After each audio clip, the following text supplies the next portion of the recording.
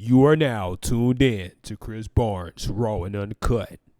Let's get into it. The OTF crew in this indictment, who seems to have been heavily involved in planning and executing Quando Rondo's hit, was Tavon London Grant, aka OTF Vonnie. OTF Vonnie is a key figure in OTF's inner circle for years, with his loyalty and presence around Lil Durk and King Von being well documented. Vonnie is also King Von's cousin and played a significant role in Lil Durk's operations as his business manager. Back in July 2019, Vonnie would be spotted with Durk and Von at the iconic Icebox jewelry store. Can I get an OTF Jam, man?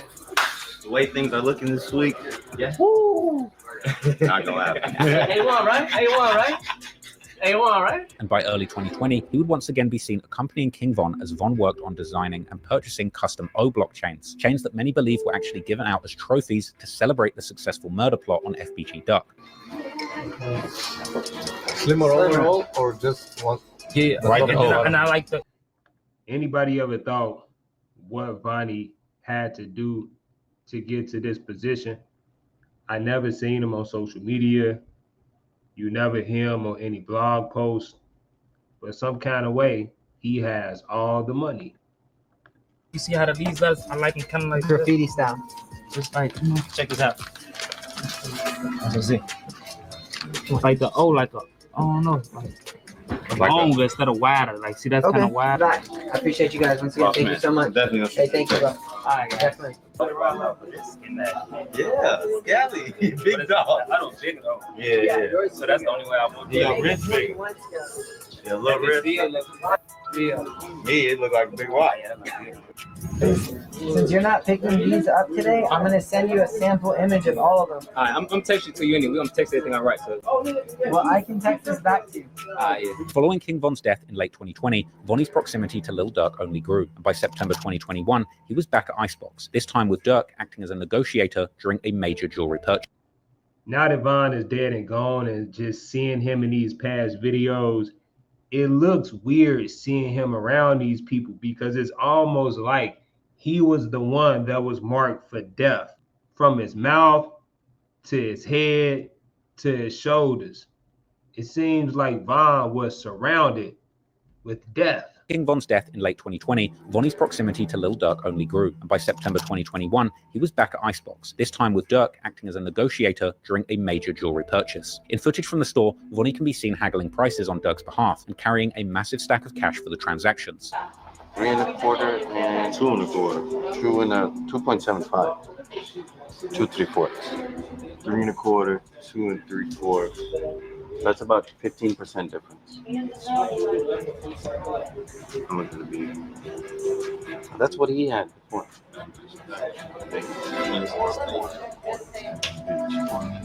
It's the old one is exactly the same size. It's just so how big is it? 4.5. You can say two. This and that. Just 3 and he didn't like this. Oh my God. Appreciate it.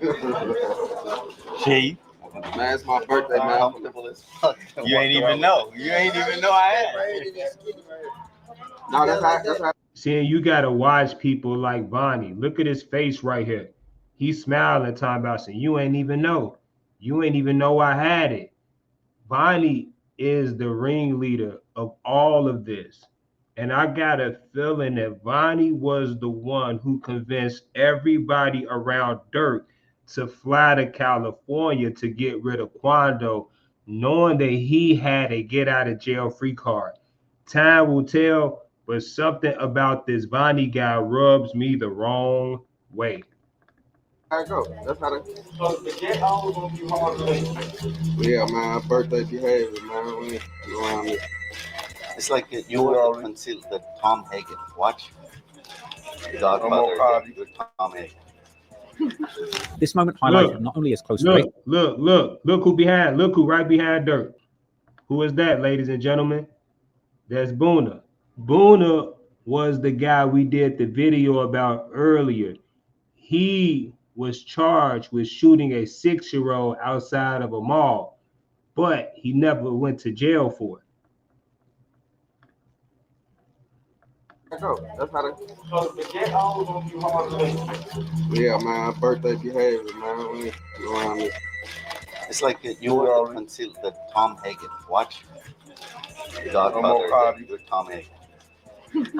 This moment highlighted not only his close relationship with Durk, but also the level of trust that Durk was placing in him, with Vonnie seemingly handling significant amounts of money and playing a critical role behind the scenes for OTF. Another OTF member implicated in the paperwork is DeAndre Wilson, aka OTF Didi, or D-Ski, aka Big Threat. Didi had been involved in multiple violent altercations over the years, with him even managing to beat a murder case in 2023 in regards to a 2014 murder that took place in Chicago. This wasn't just any murder, but the alleged get-back for the murder of Tay-Ski, whom Tay-Town is named after, something which would have made Didi a very respected member within Tay-Town. Other co-conspirators include Keith Jones, aka Flacker. According to unverified sources, Flacker himself beat a murder case back in 2011 after allegedly being acquitted for the murder of Big Baby from Hula Gang, an almighty P-Stone set based in Sunnyside or Magnolia that has a long-standing rivalry with the Gangster Disciples in Rogers Park and Uptown. The gang is named in honor of fallen member High C, preserving his legacy within its ranks. Then there's David Brian Lindsay, aka Brown Eyes, who's also named as a co-conspirator on the indictment, and Asa Houston, aka OTF Boogie. However, along with Durk,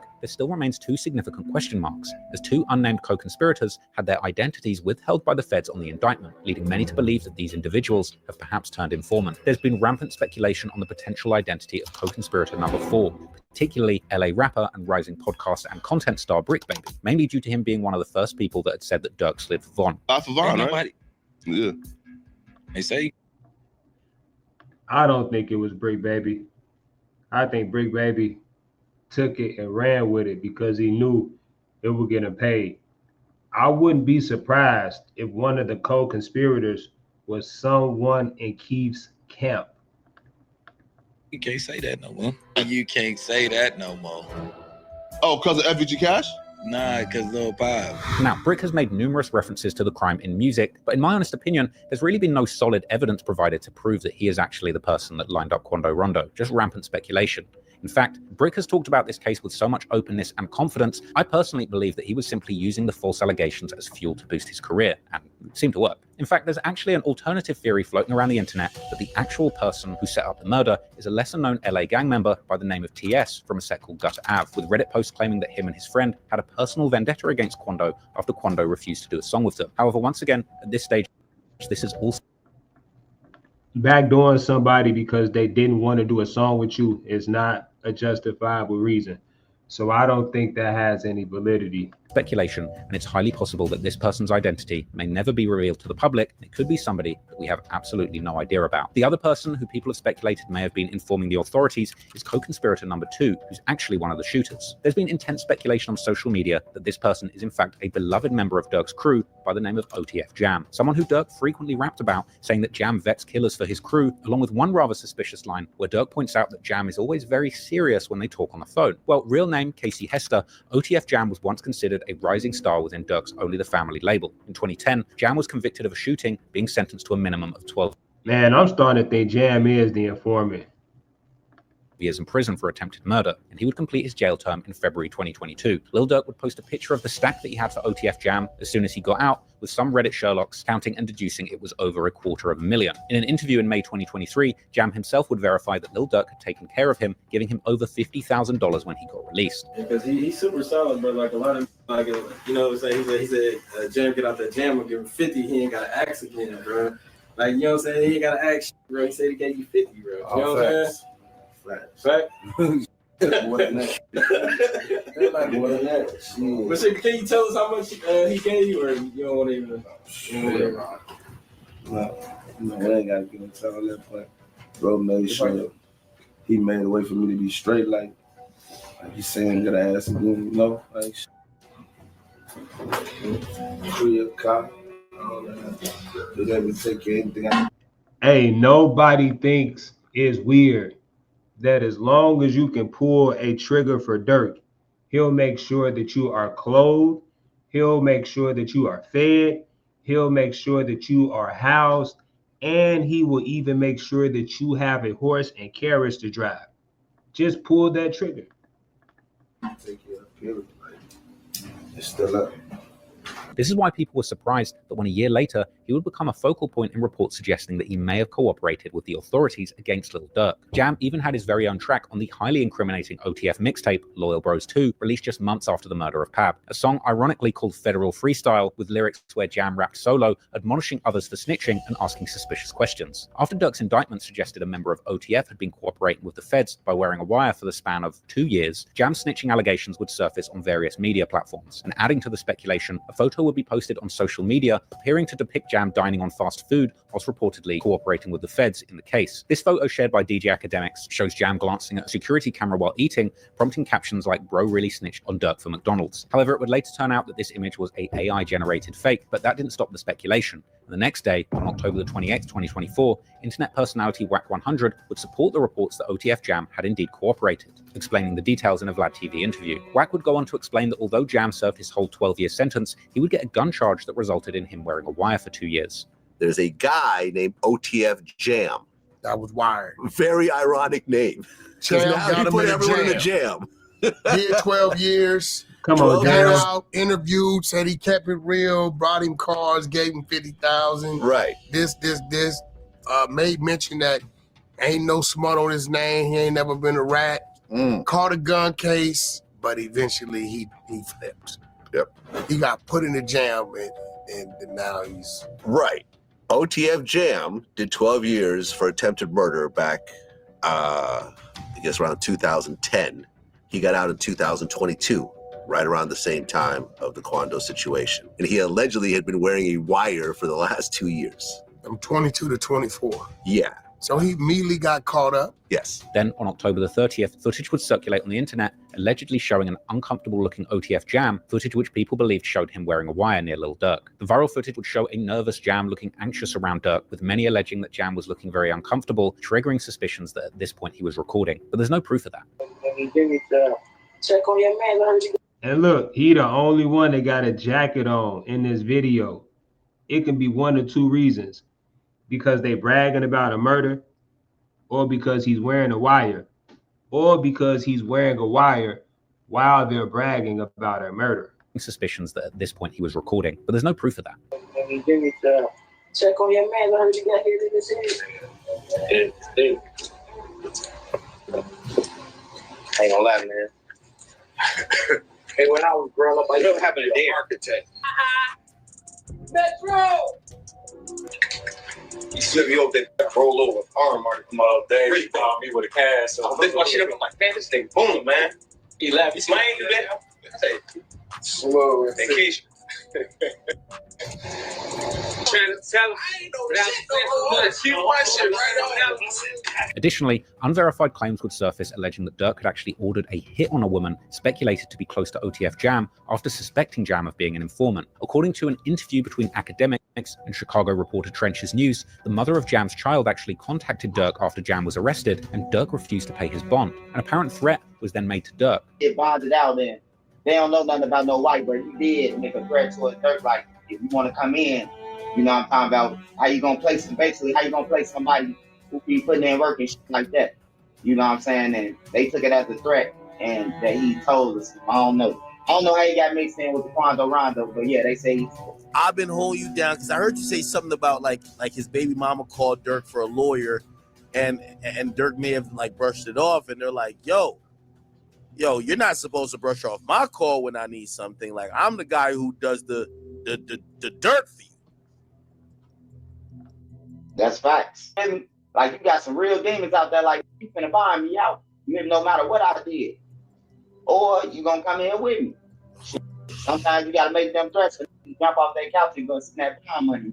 According to news reports, on July the 19th, 2024, Octavia Redmond, a 48-year-old postal worker, had been brutally gunned down in broad daylight whilst delivering mail in Chicago's West Pullman neighborhood. A 15-year-old kid ran up to her in front of a house, shooting her 26 times, execution style, and she would die in the hospital. Developing this morning, Chicago police have released surveillance video of a person of interest in the deadly shooting of a postal worker. The shooting happened last month in the West Pullman neighborhood. Mugo Odigwe is live in the newsroom this morning with a look at that new video. So, Mugo, what does does it show?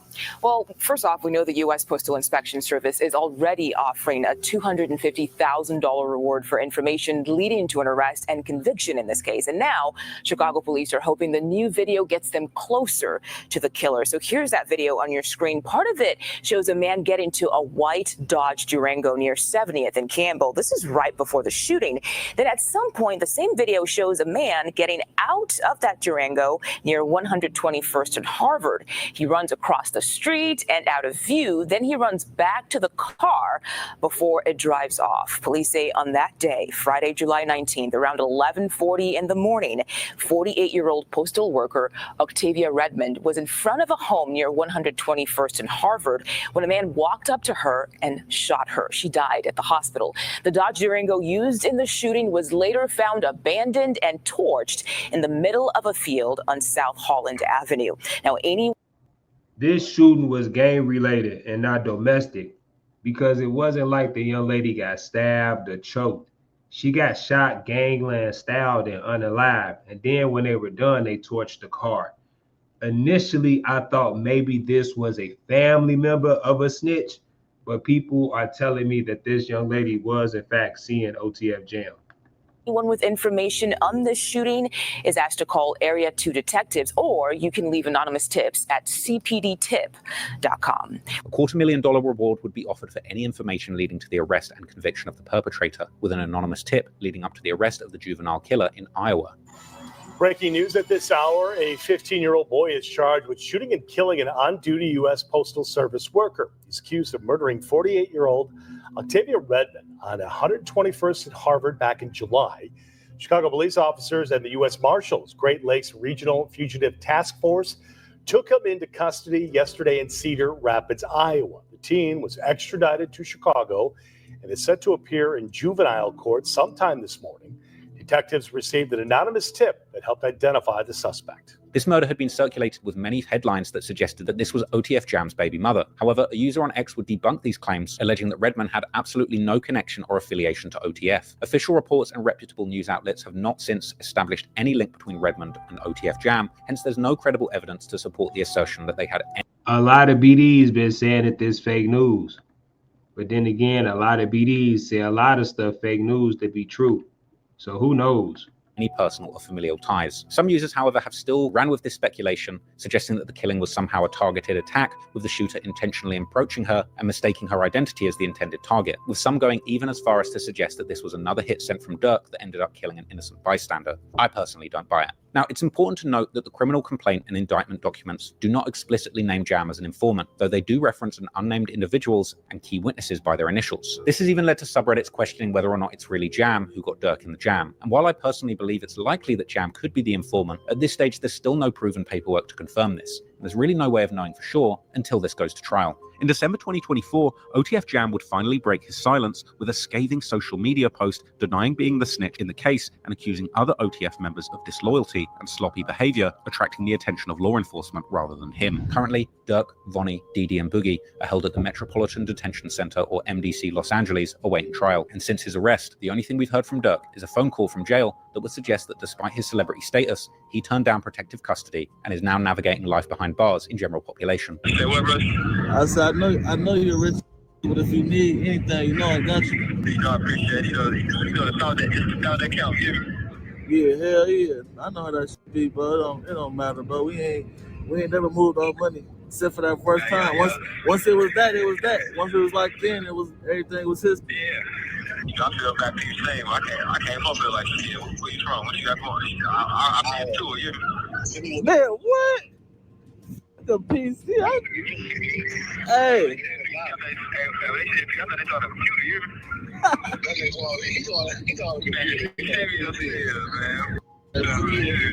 Hey, I respect your mom forever. The PC. A lot of them could be going straight to PC. Yeah. They upstairs, they be like, man, you know you, man, send me upstairs. Whatever it is, I got to tap to it. Nah, for sure. Can't go no more. PC come out, I got all great.